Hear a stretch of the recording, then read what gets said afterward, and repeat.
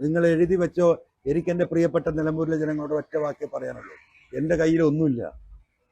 നിങ്ങൾക്ക് വേണ്ടി ഈ ഇത്രയും കാലം ഞാൻ നടത്തിയ പോരാട്ടം, 9 വർഷം ഞാൻ അവിടെ നടത്തിയ വികസന പ്രവർത്തനം, ദുരന്തങ്ങളിൽ, ദുരിതങ്ങളിൽ, ആശുപത്രിയിലെ പ്രയാസം, എല്ലാത്തിലും ഒരു MLA-ക്ക് അപ്പുറം നിങ്ങളുടെ ഒരു സഹോദരനായി നിന്ന് ഞാനൊരു ബേക്കറിയിലും കയറി, AC ബേക്കറി കയറി.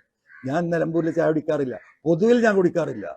അവിടുത്തെ സാധാരണ വഴിയോര കച്ചവടക്കാരന് അവൻ്റെ അടുത്ത് നിന്ന് ഒരു ബുൾസൈ, ഒരു കട്ടൻ ചായയും വാങ്ങിയാൽ അവന് 100 റുപ്യ കിട്ടുമല്ലോ. ആ ഉദ്ദേശത്തിൽ നടക്കുന്ന അവർക്ക് വേണ്ടി പറഞ്ഞിട്ടാണ് ഞാൻ ഇവിടെ എത്തിയത്. അപ്പോൾ ഇപ്പോൾ എൻ്റെ ജീവൻ പോലും അപകടത്തിലാണ്. ഒരു ഭാഗത്ത് പിണറായിയാണ്, ഒരു ഭാഗത്ത് സതീശനാണ്, ഒരു ഭാഗത്ത് RSS ആണ്. ഇത് മൂന്നും കൂടിയിട്ട് എന്നെ ഞെക്കിപ്പിഴിയാനുള്ള തീരുമാനമാണ്. ഞാൻ ഈ 2026 തെരഞ്ഞെടുപ്പ് വരെ ഒരു പക്ഷേ ജയിച്ചിരിക്കും. അല്ല, ജനങ്ങൾ നിലമ്പൂരിൽ എന്നെ കൈവിട്ടാൽ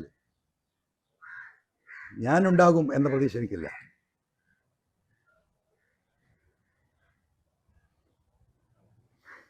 ഞാനുണ്ടാകുന്ന പ്രതീക്ഷ എനിക്കില്ല.